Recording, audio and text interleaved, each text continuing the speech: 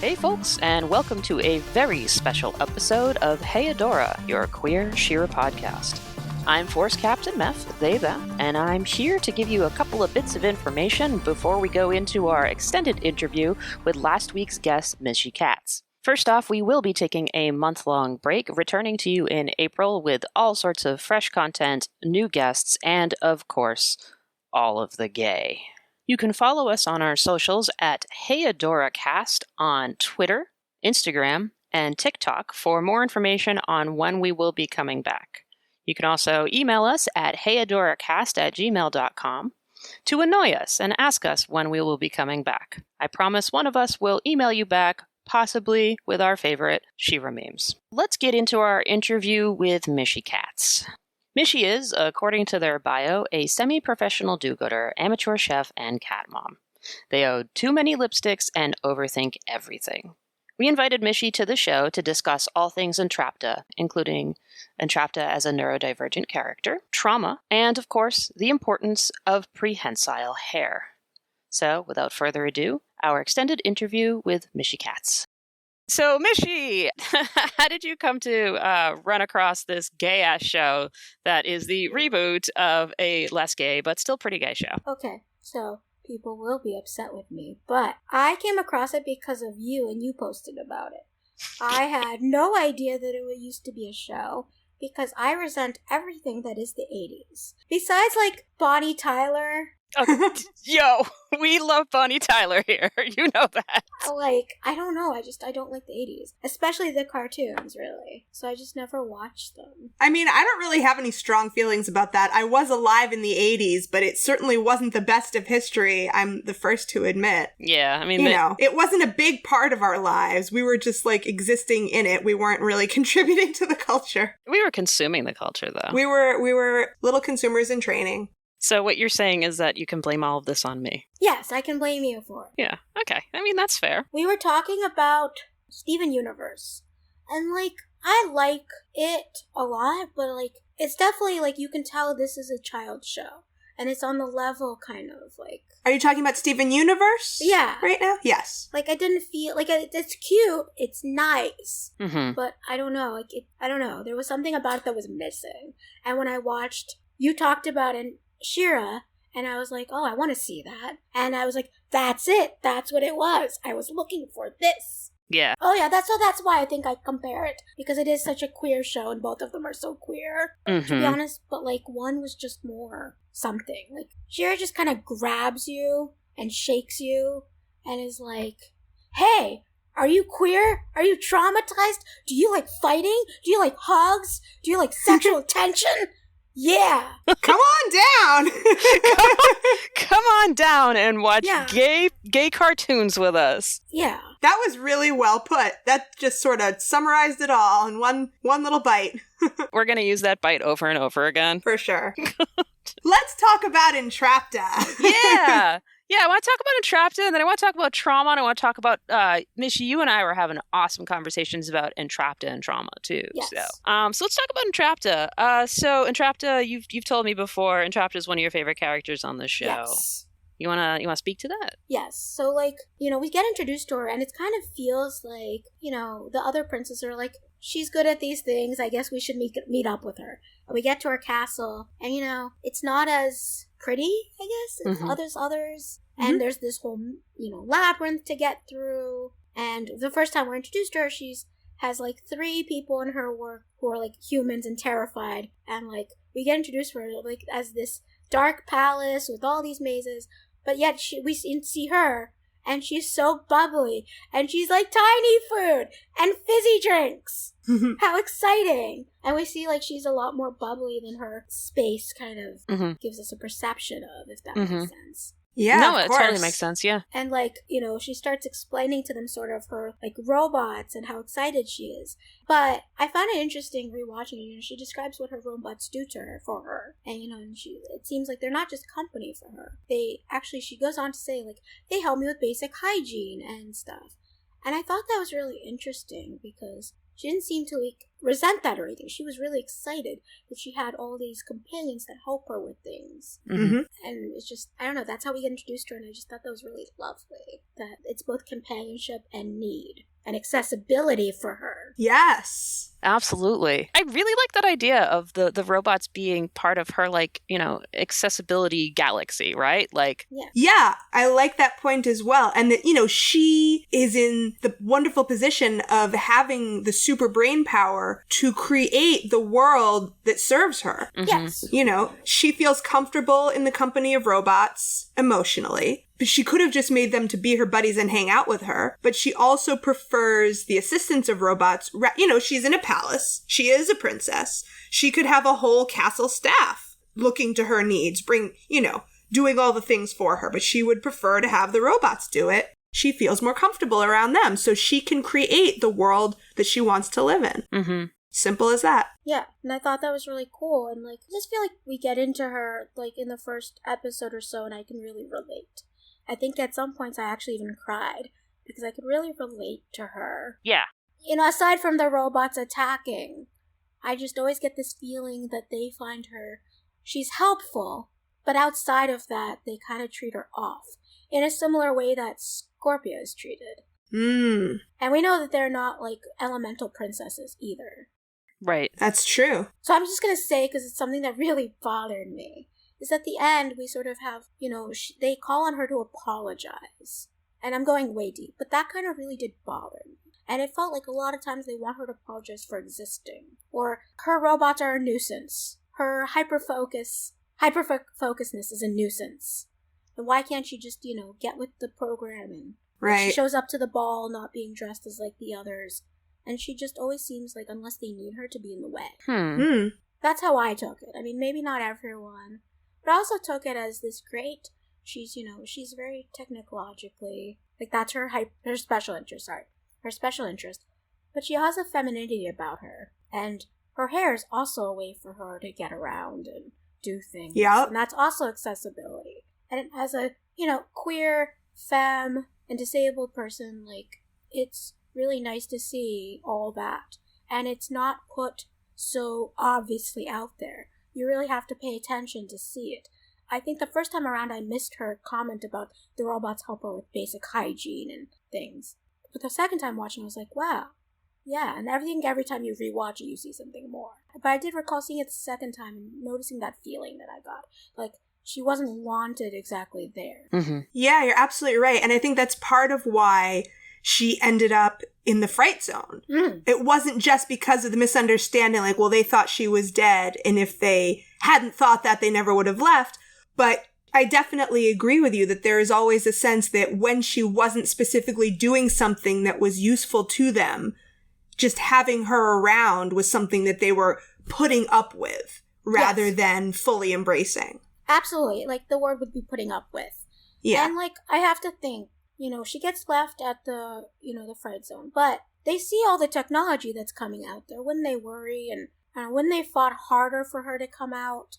To make sure she's actually left? It just seems a little bit like she was an afterthought. And I know, we talked about it in Perfumers, is sad about it. Beau is sad about it. But they almost kind of just carry on.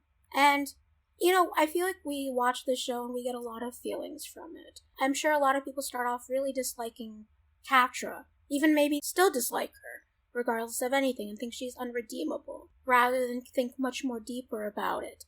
And I feel like the same thing kind of applies to Entrapta. So they see her joining the Horde, and they think she's automatically bad, and that she's evil, and that she betrayed them. And, I don't think that's true. I think that she was stuck there and she's like, oh, I could fix this technology. So she just fixes it. She doesn't really care what's going on around her because she's focused on the thing that she needs to do. Right. Or that she, feels comfortable. I think it's so much duality in it. As I said, I've had a really, really, really rough time. And I've been in a program and I've been exploring a lot of my trauma. And rewatching it, just kind of, I felt for her so much. It made me cry because, and maybe I'm, putting my perception onto it. But I feel like... Well, everybody does. You're here because we want your point of view. Absolutely. I know from my special interests and my trauma which often, we can't just separate pieces of our brain. It doesn't work that way. We can't organize them perfectly. Like, I have It would be awesome if we could. Oh my god, yes. I was just in a program, and, like, the clinician was just like, you cannot organize. I'm like, but why? Virgo power. Yeah. And I felt that for her because, she does have this special interest, but it's also a coping mechanism.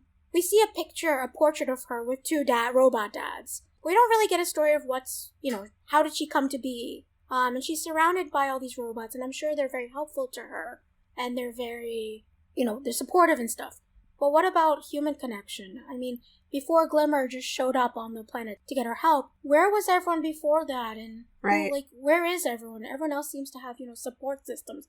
The staff is frightened by her or the robots. Right. Mm-hmm. The only connection she has are the robots. Right. And they're also her staff, Yeah. Like, they work for her. Like, exactly. They work for her. So, like, who does she have outside of that? And the biggest connection we see is, oh god, I'm gonna not cry. But, it seems like she's just trying to give everyone this love that she either doesn't get back herself or doesn't understand how to give back. Doesn't understand that social interaction very well. Right. So she doesn't know. And she creates a whole, we see it when she creates a whole, labyrinth. Why is the labyrinth there? What is she, she's alone. Right. So I guess I question that. And also, Hordak is kind of, all the characters, I want to say, have their own trauma and experiences. And the show is so good at exploring that. Exploring how everyone's dealing and how they're, even the worst of their traits, perhaps. It's behind their trauma, the way we show our trauma. We don't say, I have trauma.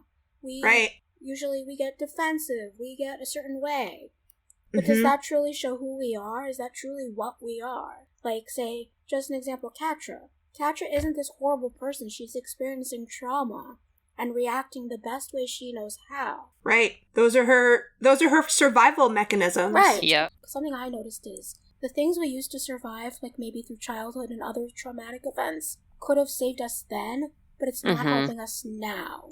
Right. Yep. Exactly. That's a lesson that I learn every day. Oh, yeah. Exactly. Yeah, get in line. And I think that happens with Entrapta a bit when she gets, gets on the fright zone or, she starts going, all these things are happening because she's been up in her drell, in her big castle. She hasn't had to interact that much with people. So she's doing the best way, which is, fixing things. And then she meets Hordak, and it's another, I'm going to say super cliche, but lost soul who's misunderstood. Mm-hmm. Yeah. And she doesn't, what we see maybe as negatives, I've seen people call her aloof and naive and all these things. Maybe she just understands that people are complicated a bit, even though she can't say that. And she's showing the kindness to others that she has not gotten, was my perception of that. So she's kinder to, Hordak. She's like, you can do it. I believe in you. He takes interest in what she's doing, even though it's, not specific. He's like, fine. Ugh, I guess I won't kill you. And, well, what are you doing with my things? Oh god, you're actually, okay, maybe you're helping.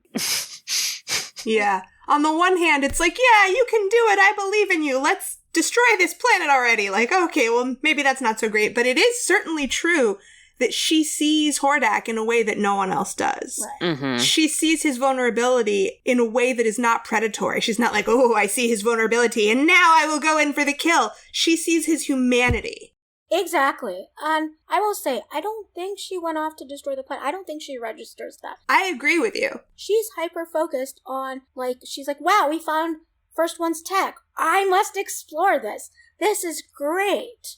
She's not thinking about everything else going on. She's thinking about this thing. And I've experienced when people are like, oh, wow, you did not pay attention to anything around you. You were so focused on the thing. Right. And I know I've seen when it hurts people around me, even unintentionally. And I think that's a big takeaway is she's not doing it intentionally. She's not hurting people intentionally. She's not, she didn't go out and set off and be like, I'm going to destroy this planet, with first world tech. She's like, no, hyper-focused on her thing and can't... No, absolutely. And I'm going to say something, Darren.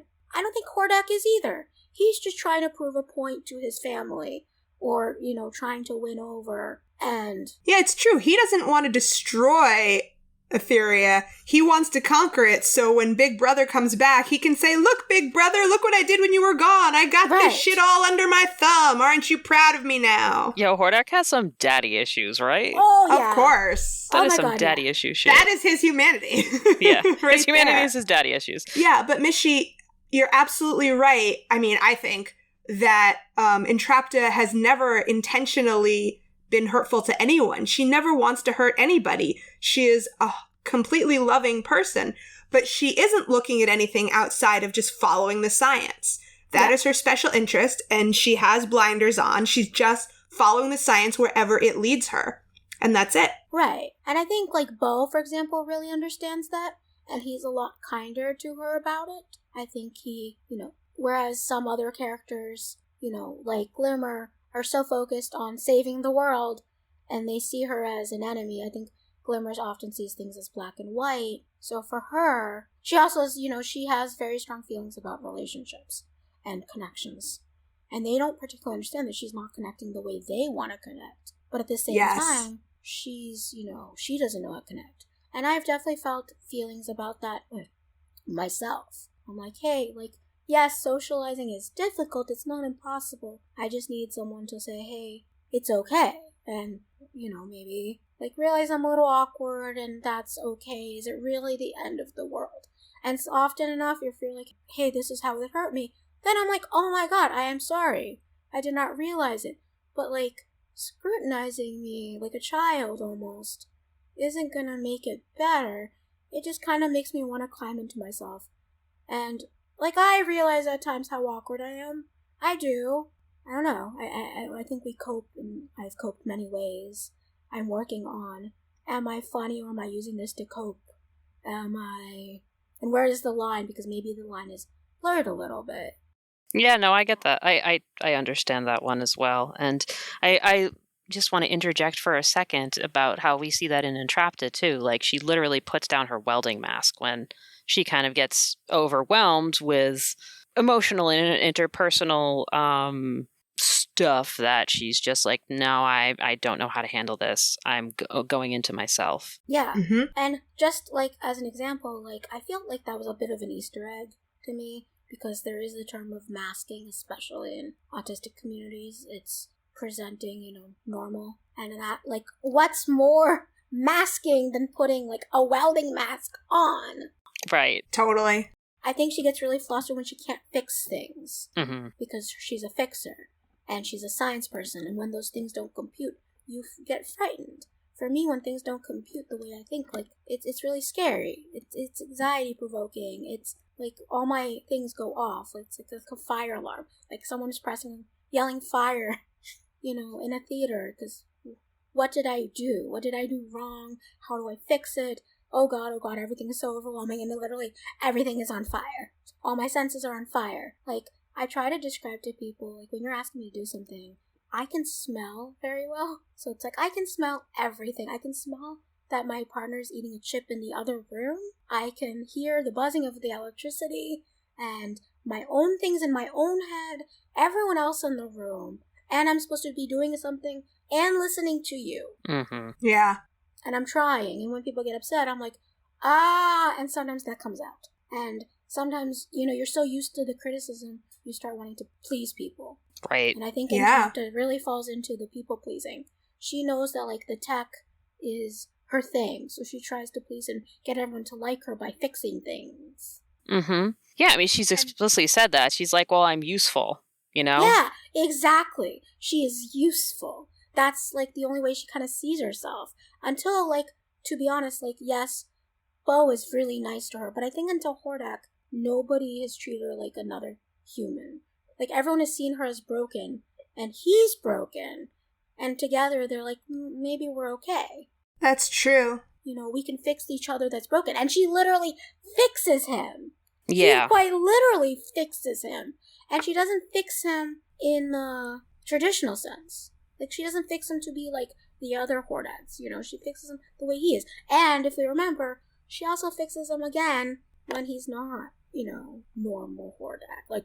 The wrong normal Hordak, whatever you want to call it. That's right. And one of my favorite lines of hers, and I'm sure some other people would agree, is when, I don't remember what episode this is from now. This is in season 5, I'm pretty sure, when she's looking for the real Hordak amongst all the other primelings that are down on Etheria, when the big prime ship is hovering over them, and, all hell has broken loose, and she's looking for the real Hordak again, and Swiftwind ends up having to drag her away, and possible Hordak is gazing confused out at her, and she flings up her arms and yells joyously, "Remember, your imperfections are what make you beautiful!" I think I cried, and I still feel like crying when she says that, because I think that's her being her real self. I think she knows that, but it's so hard to hear that when we're surrounded by all this. And I think it's really, just to go back on the show, we see all these princesses, but they're flawed. Whatever way, they're a little bit flawed, Right, because we're all human. Nobody's perfect. But I don't think we realize, the princesses shouldn't be flawed, but they are. And I guess, I don't know, I think we see that. And I just can't help but look at her and be like, you are so happy and joyous. And, even the times when she shouldn't, that moment, she's like, remember, you're imperfect. And that's okay. And that made me feel better. It felt like real representation to see it's okay. It's okay to be imperfect. It's okay to have trauma and be working through it, even if it doesn't make you a perfect person at the moment, even if it makes you a flawed person. Fuck yeah. The show makes, I think if you really sit with it, it shows that everyone is redeemable no matter what. It shows kindness and compassion even when you can't seem to find any. And this is a lesson I've been having to absorb this year a lot. Glimmer learns so much. At first I couldn't stand Glimmer. But as the show goes on, she experiences more, and she grows. And everyone grows as the show goes on. Even, I think we meet and we see, Catra getting worse and worse and worse. And we at some point feel like she's just irredeemable, completely unredeemable. But she does, because eventually she, her and Adora make up. And I don't think just in the really fun making up. I think they're both able to, see each other's trauma. Yes. Yes. Is it okay if I get personal a little bit? Oh, please. As long as you're comfortable, absolutely. Sure. So, I grew up in a pretty abusive environment when I was much younger, and it was me and my brother. I got a lot more, let's say, because of my circumstances than my brother did. But he still got plenty. But we grew up in the same households. So you would think our experiences were the same, but they weren't, because each of us are going to experience it from our perspective. And I really related when we talk about Catra and Adora about this, because they grew up in the same environment. Both the environment was still really toxic and abusive, but they still each had a different experience of that, depending on their, let's say, privilege. Right. We have to not forget that Adora is still a very stereotypical looking person. Yeah. She's still blonde, she's still thin, and she's not, half cat or whatever. So she gets that privilege, and you see in the show how that's, the cards are divided a little bit by each person. And back to Entrapta, she clearly uses her hair as a mobility aid a little bit, actually quite often. Very much, yeah. That, and that was really cool to be basically, a lot of wheelchair users, myself included, will describe our wheelchair as an extension of us. It is. It's not separate. It's part. And her hair is a part of her, literally. And that's great. But I thought that was really interesting. And, the character's trauma isn't... It's the way they interact with the world. And Glimmer has her own. So the way she interacts with Entrapta is going to be different. I think that Glimmer, because she was my enemy number one after she was kind of mean to Entrapta at first, or didn't quite understand her, was, you're just a privileged princess still. Your mom is queen, and, what do you know? What do you know about, living alone in the castle and being only surrounded by robots and not having a real friend? You've had Beau. What do you know? I know I've been there before as a person. And it can be really hard to get out of that. But she does grow. Although I'll say the end was not pleasing to me personally about that. But, I don't know. I hope I'm describing it right. I really love Entrapta. I love how accessible she was made without making a big to-do about how accessible she is. It's just so intertwined into her personality. Yeah. Her autism is so intertwined that you can't suss it out. Do we even know that she is? Do we know she's disabled? We don't. We can just, assume from how way she acts. But there's so much more to her, just like the other characters. And we see that she has trauma as well, and how she's working through it, and how she makes connections through it. Especially with Hordak, which we don't expect exactly. Because who are these people to connect? Right. Her character is not autism. Yeah, exactly. Yeah. Like, we're not one person. Yeah. So I thought that was really, it's really cool to see. And also, I think because it's all ages, it was very nice to see that without this lens of explaining it to children. Exactly, if that makes sense. Yeah, it does. Yeah. So I thought that was really nice. Yeah. If you didn't have experiences of Entrapta's trauma, you probably don't know. You know what I mean? You're going to read it differently, maybe. Like the castle. Like, have you ever felt like you're alone and have to build walls around you? If you didn't, you don't understand why she has all these, why she created a whole labyrinth. If you've never had friends and only had, say, books, then maybe you don't know why someone surrounds themselves with books only or keeps their nose in a book, because you've not maybe had to experience that. So it gives us perspective on different existences and how they work. And I just really love this show. I'm sorry. No, please don't be sorry. I love Entrapta. I love how the show tackles some big, big issues. And in the way it does, it's so seamless. It's not telling you it's dealing with this exactly. It's just kind of dealing with it and showing you, how everyone deals. And as I said, what I really took away from it now is it's amazing how it deals with trauma and abandonment and all these really complicated things, and how it plays out with us and the people around us, and how, we can work through it, and how it shows so much compassion and kindness even to the characters we didn't think we'd be compassionate towards. Yeah. Like, Hordak is easy, as we talked about, it's easy to say, well, he just wanted to take over this planet and, keep everyone under the thumb. And here's imperialism and colonialism at work, which, are important things to talk about, important things to see how they work. But there was so much more behind Hordak than just that. There's so much more behind, Entrapta than just her ability to fix things or her aloofness. And we also see that sometimes it's in the way of her, but sometimes it's actually really resourceful. I mean, she survives. And she's the reason they survive a lot of the time. Right, she's the reason you guys survive and you make it. Yeah, absolutely. Even without knowing, because sometimes they're I personally was how? They're building all this tech, how do you not know that someone's behind that tech? Were they really good at this tech before this happened? No. Right. So, didn't any of you think about maybe checking? I mean, eventually they do, but as an adult, you look and you're like, that's a little, okay. Yeah. That's true. And more to your point about how seamlessly they represent these things rather than just explaining it to a child, I think it's certainly, we could probably all agree that it's always been true, both for children and all human people, that you learn better from having things play out rather than having it explained to you. Show don't tell is the golden rule. Yep. Well, it's the golden rule after be nice to other people, you asshole. Well, I think it's the golden rule of storytelling. Storytelling. Yes. Yeah, when you see things play out, it makes sense. And when you are someone who has experienced that point of view, you feel seen. And when you're someone who has not experienced that point of view, then you start to learn.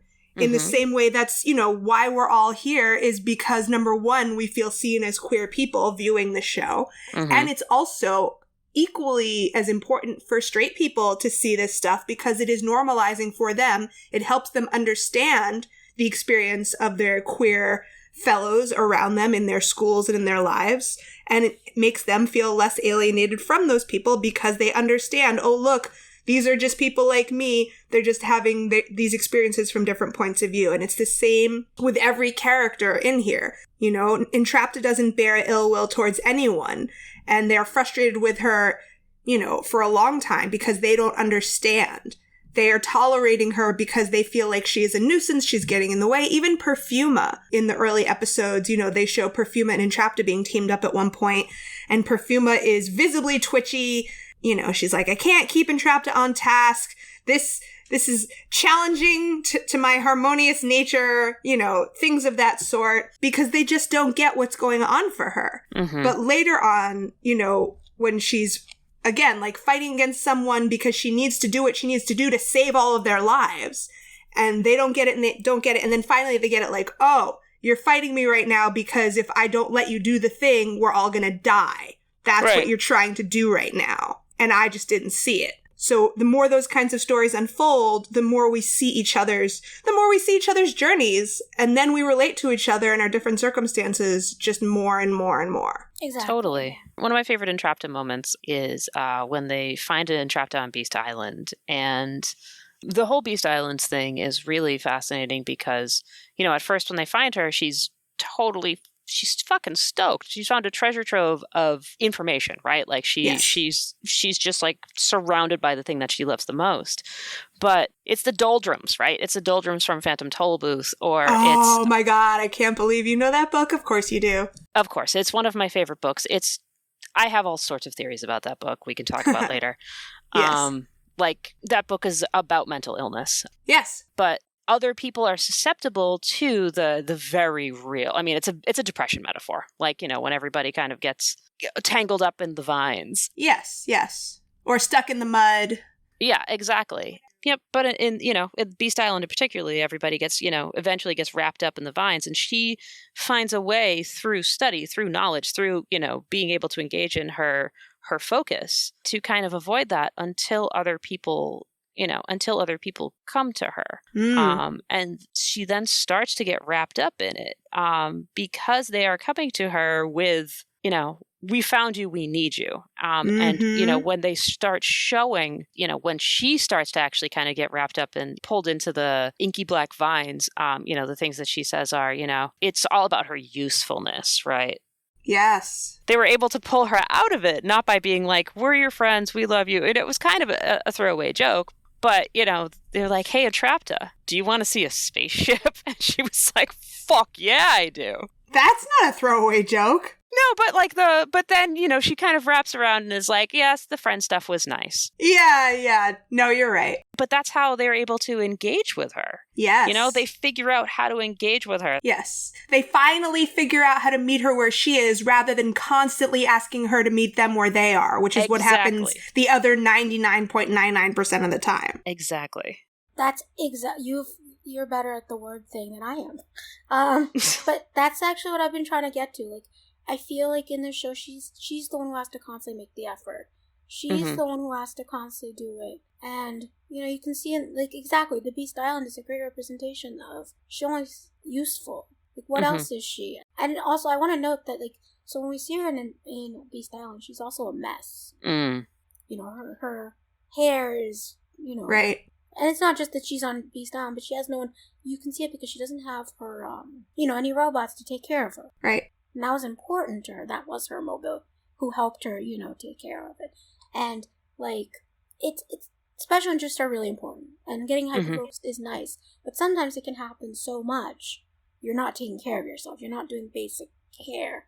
It's really important to have that outside perspective, a little bit. And you kind of see it there a little bit where she's like, yes, she's doing the thing that she loves, but holy crap, she's letting everything else fall. And yeah, that moment, like, I don't know, that moment really got to me because I could literally feel myself. Like, when you step out of masking, you step out of what use am I otherwise when I'm good at this? What are you after that? And having to sit there and ask yourself the question. As a, not a cartoon, I can sit there and ask myself that question. But with her. And yeah, I really love that part. And she's like, hey, do you want to go see a spaceship? And I know that when I'm sad, my friends try to be like, okay, what is she going to love? What is she going to love? Oh God, send her a Shrek meme. And then I'm like, thank you. That's what I needed from my soul. And I think that was really important. Like, I don't know, sometimes I do know my friends are doing, like, or DJ will be like, hey, I see you're not doing well. Would you like to do a special interest? And I'm like, yeah, I do. let's go do that. Like, take me by the hand and put me on the couch and, have me knit. That'll be awesome. Like, or have me watch Golden Girls until I feel better a little bit. And that's the moment we see that. I guess that's why a little bit the last part makes me feel mad or sad, because, they tell her they're her friends and they're trying to save her, but at the same time at the end they're like, tisk tisk, you didn't care about us. Mm-hmm. Yeah. They're not making any effort. Yeah, and it's again that feeling of they're the ones not making the effort. Dare I say, I'm gonna, speaking of being on task, like you mentioned with Perfuma, I have been there. And I even think that when it happened and DJ and I were watching it, I literally cringed. And I'm like, oopsie. Like, I am too not on task. And I'm trying so hard. And I know I'm irritating people around me. But yeah, and like, it's interesting to see that play out. When you're like, oh God, I can tell that these things are like so relatable. Too relatable. But yeah, what you said, it was hit the nail on the head for everything. And yeah. Oh, thank you. And I think I did hear that like the people who played were, queer, and various like the roles that were taken on by people who themselves, or at least the writers. Yeah, so a lot of the writers were queer. I mean, Noelle Stevenson is yeah, a lot of the writers were queer. Yeah, and the showrunner's a non-binary person, and they specifically did write Entrapta as a person on the autism spectrum with with people that they knew, and they're like, hey, how can we? Yeah, we want to do this character justice. Like, let's work on it together. So also, I'd just like to say that was a very obvious point, but I missed it in all this. She's a femme. Yes. I don't know, but it's really hard to see femme representation in autism, and we're just seeing that. Like, it's so new to be seeing that, and I felt so seen. So that was really awesome to see that. Seeing a femme with long hair and, and that she likes tiny food and cute things. Yeah. I can't tell you guys how much I fucking love tiny things. I have a weird obsession with anything that is smaller than me, which is or bigger than me, which is the rest of the world. But I have to. I love miniatures. I will literally DJ has to keep me away from anything that I'm like, can you just cut my sandwiches up? He's like, I'm not making your normal sandwich tiny. But I love miniatures, and hearing her say that, and then she had a cat portrait on the wall, and she's like, oh, it's so cute.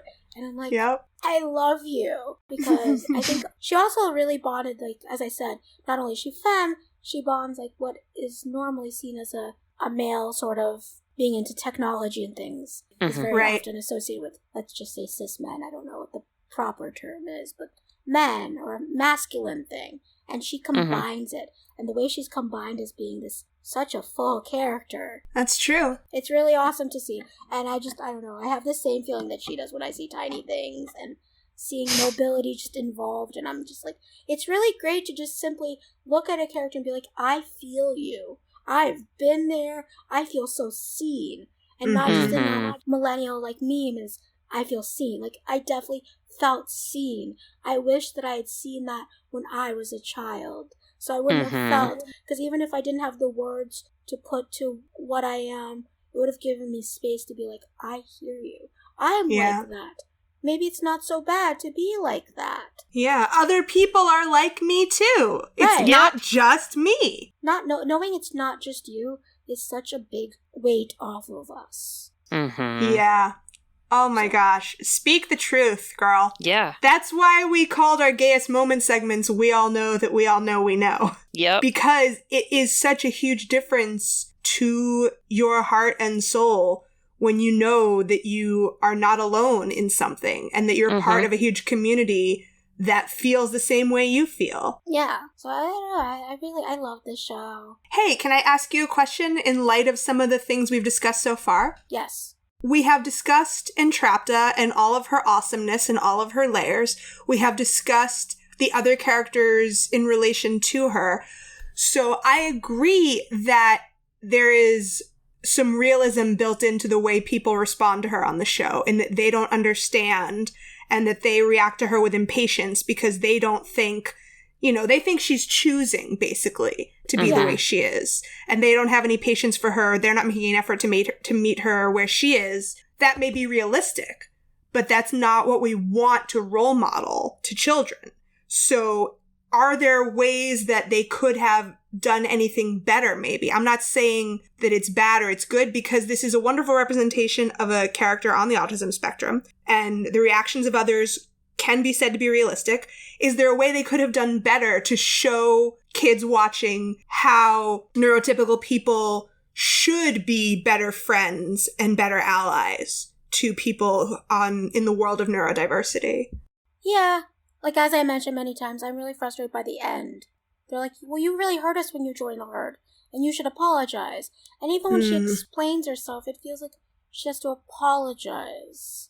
Rather than them sort of coming to her and being like, not just for leaving her, but being like, I wish they'd seen how important Hordak was to her. And just kind of coming halfway, I guess. Giving her a little bit of compassion, I guess. And being like, hey, we're really sorry that we just treat you for this, and we should be more understanding a little bit, or, you know, really seek to understand you better, not just for your usefulness, not just your good parts. Yeah. Like, I wish there'd been more conversations, like, when Perfume is upset, like, hey, you could have done better, this is how, maybe. Yeah. And, like, so, I will say this, I know many of us, not all of us, are known for being very blunt, and I will admit that I am, at times, very, very blunt. And I never mean harm by this. It's not like the whole, oh, I'm not sugarcoating it, whatever. Like, here's how I interpret it, and I feel like things would sometimes go so smoothly if the person just said what they wanted. Just say. Yeah. Even if you're frustrated with me, just say you're frustrated, and here's how you could do better. And I don't think that's a neurodiverse thing as much as we're just taught these weird social norms. Like, you're not supposed to tell people this. You're supposed to, like, kindly lead them to the conversation. I'm just like, by the time, if you... Yeah. How are you supposed to lead me when I'm like, first of all, if you already got me stuck on, oh God, I've done something wrong. I'm already out there. Like, I'm somewhere else already having an anxiety attack. I'm not going to listen to you. And it's not because I don't want to. It's because, like, I'm already out there. And in general, like, I have to ask, like, why? Like, to neurotypical, why is it so hard for you to just say the thing? And if you really thought about it, it's because you've been taught to do it in a certain way. And maybe your way isn't actually as good as you think it is. I often like to say my personal motto is, I am not nice, I am kind. Because there's a difference between those. It's subtle, but it's there. Yep. Oh, absolutely. I completely agree with that. Absolutely. I agree too. I think nice covers a lot of ugliness. Yes, agreed. And it felt like sort of that sometimes happens in the show, where they think they're being nice, but they're actually not. Like, you can still feel the resentment, or you can still see the frustration. And it's not like I don't notice it completely. I mean, I'm sure some people have that issue. I notice it sometimes, and I'm like, did I do that? And then they want to be nice, so they say no, or, you know, it's okay, or it's whatever. And then you just build resentment. And then I'm just worried. And then I build resentment. And it's a whole mess, rather than say, hey, you could have done better at this. And just take away the shame and the guilt feeling and say, like, I feel like this could have been done better. Yep. And have a conversation rather than accusatory or blame. Yeah, even just to make I statements. And this is something that the whole world could benefit from. You know, I was hurt by what just happened. Yes. And then let the other person learn, like, oh, I didn't realize. You know, I'm sorry that made you feel that way. That wasn't what I intended. I didn't realize. Exactly. Like, here's a perfect example. When I was in high school, I dated a girl who was Catholic. Her family was German Catholic. They were very dour. They were very buttoned up and proper, and they didn't talk about anything at her house. Like, you know, you had to have like some sort of sixth sense to know if anyone in her family was mad at you. But then she would come over to my house, and, you know, she spent most of her time at my house because it was just so much easier. And one time, I don't even remember what it was about. She said, Jenny, is your mom mad at me? I think your mom's mad at me. And I said, why? And she told me some whole complicated thing about a thing that happened, and then she wasn't sure this and that. And I said, look, if my mom was mad at you, you would know, because she would say to you, I'm mad at you. The end. That's all you have to know. If my mom is mad at you, she's going to tell you. Yeah. So the point is, you know, if we all lived in a world where people just said, I am upset when they were upset, things could go a whole lot smoother. I think you have the right idea. And, like, I'm sorry, my brain is, like, I don't remember this in the show, but, for example, for me, it's, like, I think something is funny, and I don't always have the best perception of when it's okay to say it. Like, just as an example. I'm really excited about this. I once went to a party with my roommate at the time. You know, and I dressed up, and I think because I look very neurotypical and sign, as you know, femme looking, and I'm really good at the makeup, I will admit, like, and if anyone who's autistic out there listening, specifically, I'll admit, I have masked very well, and I'm working on my own unmasking and like, how I feel about that.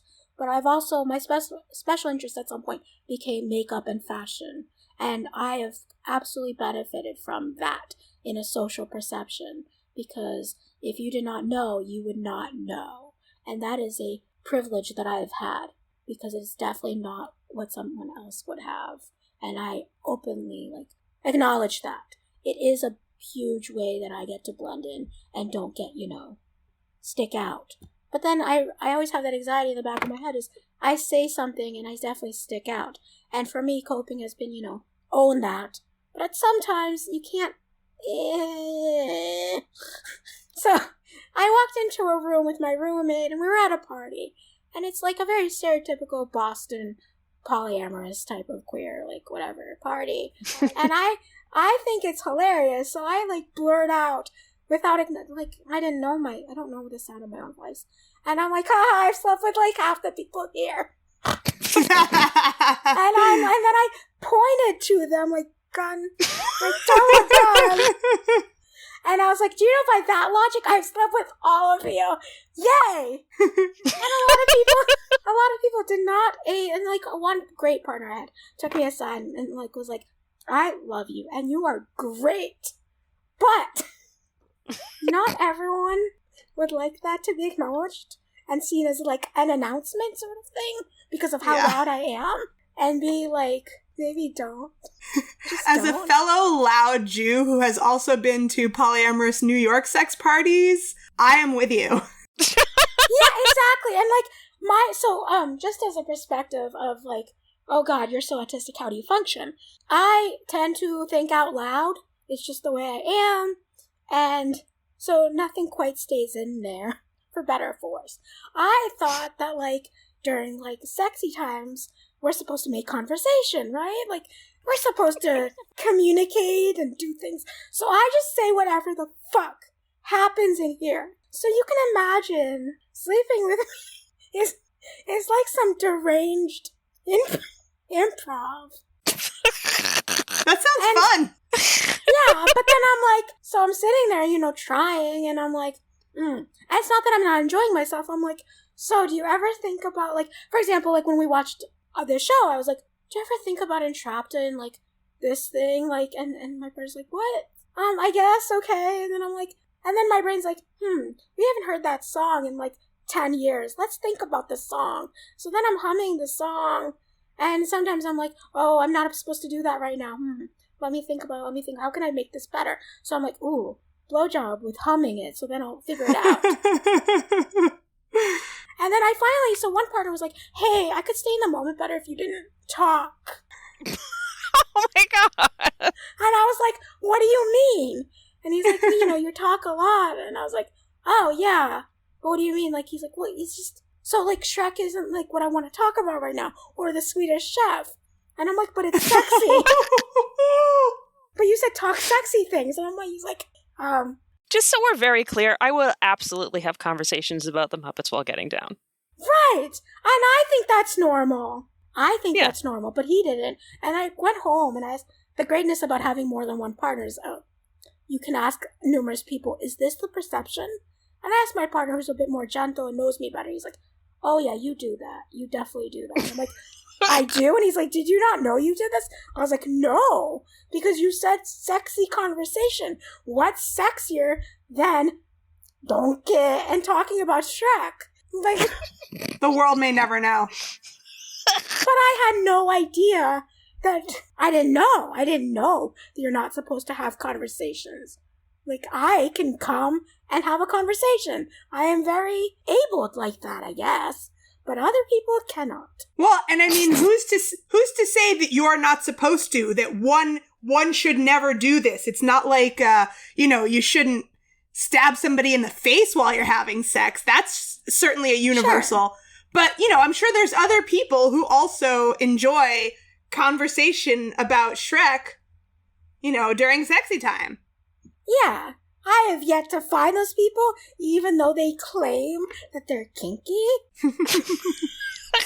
I bet they're out there. Maybe now, after listening to this episode, they are going to start banging down your door with bouquets of Shrek flowers. Oh my god.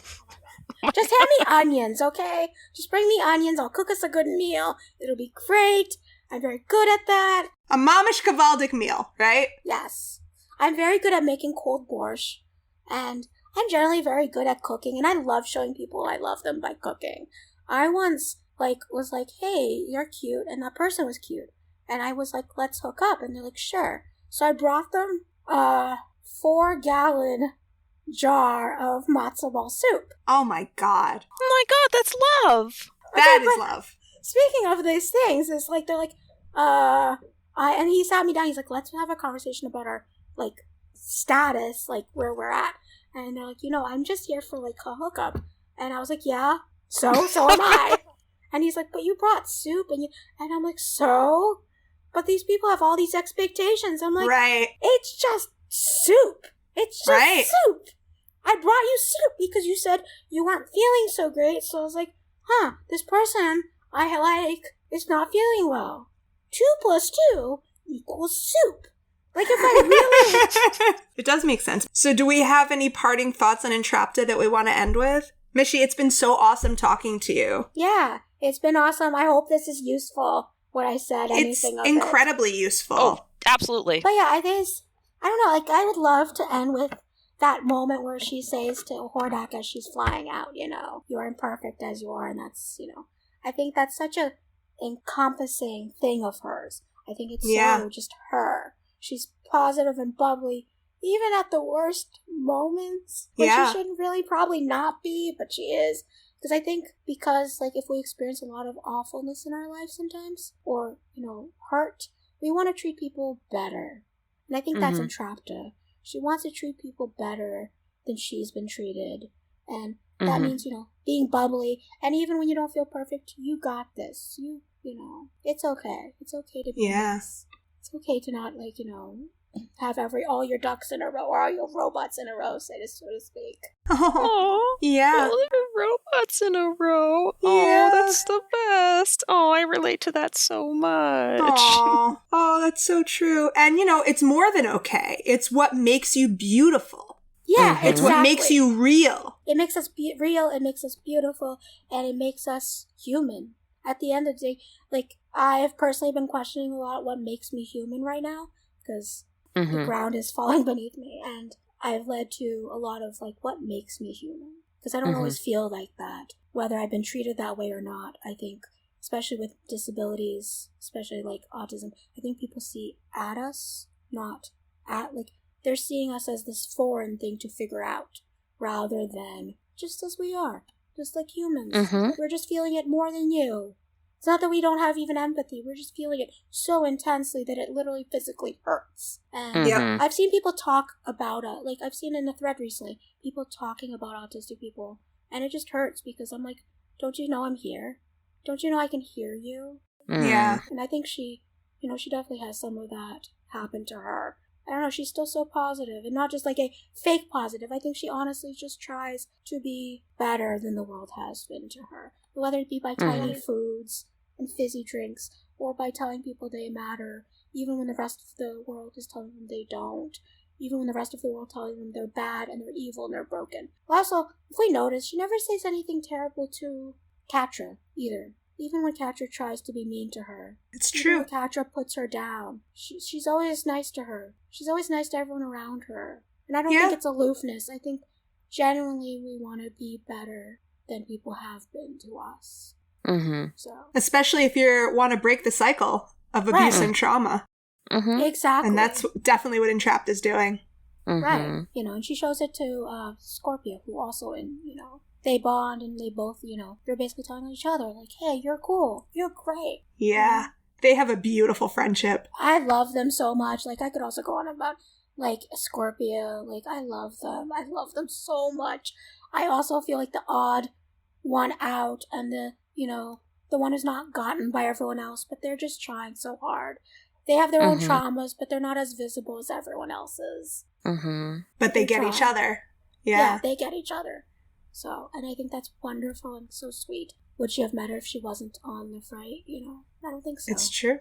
And would Scorpia have come to the rebellion in the end if it wasn't for Entrapta? Exactly. And I don't Who know. knows? She kind of also says, I think you should deserve to be treated better. And, I think that gives her perspective. And she sees the way Catra also treats Emily, and how she treated Entrapta at the end, even with all her help. And I think that sets off the events of, being like, wow, she really doesn't care about anyone right now, does she? I need to be for my own protection. Like, I need to self-preserve right now. Right. That can be hard for all around. Even as someone with not just autism, but mental health issues. It can be hard. Yeah. Thank you so much, Mishy, for talking to us. Well, thank you, Mishy. Thank you for having me. Of course. Absolutely. Thank you.